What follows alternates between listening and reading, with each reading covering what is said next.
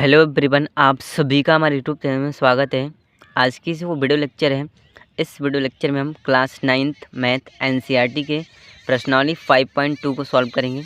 इससे पहले हमने प्रश्नावली 5.1 को सॉल्व किया था। पहला क्वेश्चन यहाँ पे दे रखा है, आप यूक्लिड की 5वीं अभिधारणा को किस प्रकार लिखेंगे ताकि वह सरलता से समझी जा सके। तो हमें यूक्लिड की 5वीं अभिधारणा को लिखना है। तो क्वेश्चन नंबर फर्स्ट इसमें दे दिया है कि 5वीं अवधारणा होती क्या है। यदि दो समांतर रेखाएं L व M को तीसरी रेखा N पर विभाजित करती है, जैसे दो समांतर रेखाएं, ठीक है, एक समांतर रेखा इस तरह से, दूसरा इस तरह से, और इस पे तीसरी रेखा N, ठीक है, ये रेखा जो है L है और ये हमारा M, ठीक है। दो समांतर रेखाएं L व M को तीसरी रेखा N विभाजित करती है। ये जो रेखा N है ये विभाजित करती है, ठीक है। तो जो कोण बनता है, जैसे ये कोण यहाँ पे 1 हो गया, ये 2 हो गया, ठीक है, ये कोण 3 हो गया और ये कोण 4 हो गया। तो यहाँ पे क्या होता है कि जो एक तरफ का जो कोण होता है, जैसे एक तरफ का कोण 1 और कोण 2 है, एक तरफ इधर का कोण 3 और कोण 4 है। तो यहाँ पे क्या होता है, अगर कोण 1 और कोण 2 को अगर हम जोड़ेंगे तो इनका जो योग होता है 180 अंश आएगा। दो कोणों का मान 180 अंश होगा। जब एक तरफ का 180 अंश मान आएगा दोनों को जोड़ने पर, तो दूसरी तरफ का भी दोनों को जोड़ने पर 180 ही आएगा, ठीक है। यही भी इसकी 5वीं अवधारणा है और इसको हमें स्पष्ट रूप से ऐसे ही लिखना है।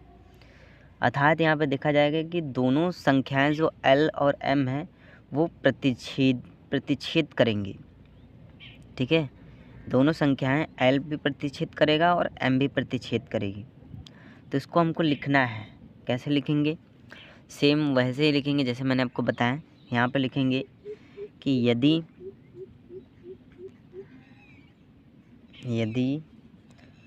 रेखाएं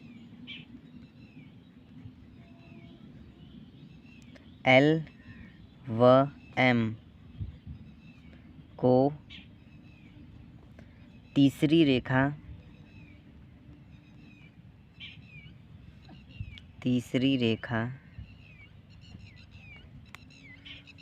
N विभाजित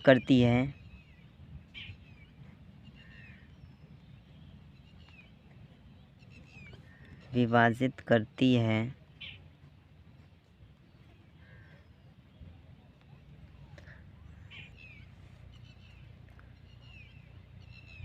तो अगर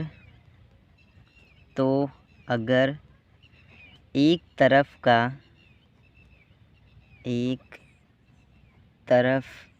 बनने वाला, ठीक है, एक तरफ का मतलब 1 या 2, एक ये बनेगा, ठीक है, और दूसरी तरफ क्या बन रहा है यहाँ पे 3 4, ठीक है, ये 3 4 बन रहा है, एक तरफ 1 2 बन रहा है, ठीक है, का योग, यानी इन दोनों का या फिर इन दोनों का योग 180 अंश होता है, ठीक है। तो दूसरी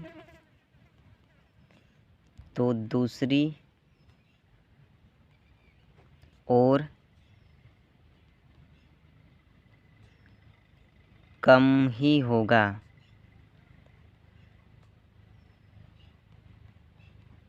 ठीक है, दूसरी ओर भी उतना ही होगा जितना पहली तरफ होगा।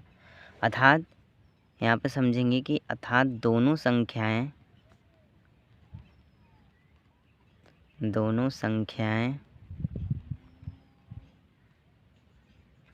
L व M प्रतिच्छेद करेंगी,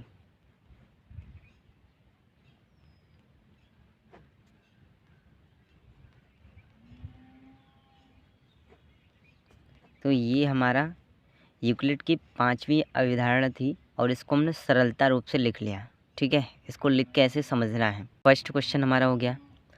इसके बाद क्वेश्चन नंबर सेकंड दे दिया है। क्वेश्चन नंबर दूसरा दे दिया है, क्या यूक्लिड की पांचवी अवधारणा से समांतर रेखाओं के अस्तित्व का औचित्य निर्धारित होता है, स्पष्ट करना है। ठीक है, अब यहाँ पे समांतर रेखा के अस्तित्व का औचित्य निर्धारित करना है। ठीक है, ये होता है कि नहीं, यहाँ पे हमें यूक्लिड की पांचवी अवधारणा में इसको स्पष्ट करना है। क्वेश्चन नंबर दूसरा, इसको कैसे करेंगे? सबसे पहले यदि दो रेखा एल या एम, ये एक रेखा एल है और एक रेखा एम है। ठीक है, एल या एम, दो रेखाएं एल या व एम तीसरी रेखा एन पर विभाजित करती है। मान लेते हैं कि ये तीसरी रेखा है जो एम, ठीक है, एन पर विभाजित करती है। यहाँ पे कोण 1 बनेगा और यहाँ पे कोण 2, ठीक है, यहाँ कोण 3, कोण 4।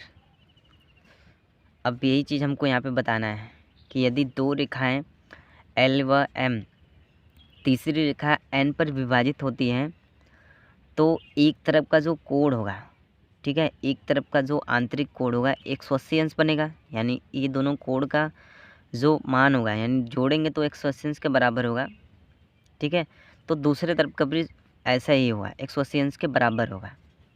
ठीक है, अर्थात यहाँ पे एक तरफ से देखा जाएगा कि जो रेखा होगा एल व एम होगा, वो जो रेखा एल होगा वो एम के समांतर होगा। बस यही हमको बताना है, जो रेखा एल होगा वो एम के समांतर होगा। ठीक है, तो इसको हमको लिखना है, तो इसको हम कैसे लिखेंगे? यहाँ पे जो चीज़ें हमने बताई है वही सेम चीज़ यहाँ पे लिख देंगे। यहाँ पे लिखेंगे कि यदि दो रेखाएं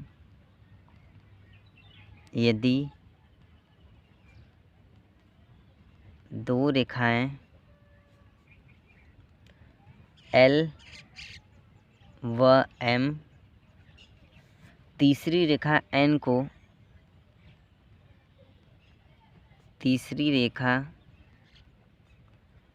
एन को विभाजित करें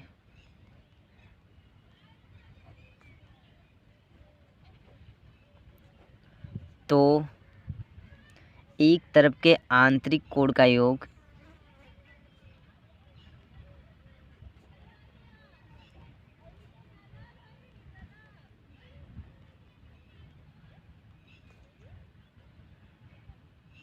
एक तरफ के आंतरिक कोण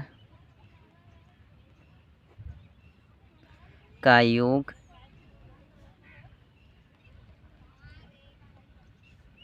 180 अंश होगा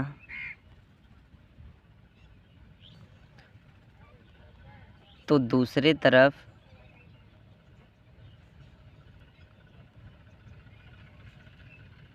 का भी 180 अंश होगा। अर्थात रेखा एल व एम समांतर होगा।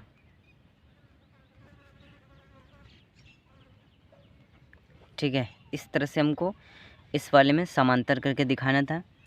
ठीक है, और सेम क्वेश्चन है, बस यहाँ पे प्रतिच्छेदी रेखा करके दिखाना था और यहाँ पे समांतर करके दिखाना था। ठीक है, तो ये हमारा 5.2 इस तरह से सॉल्व हो गया। साथ ही हमारे चैनल पर आए तो चैनल को सब्सक्राइब कर दीजिएगा। Very very thank you.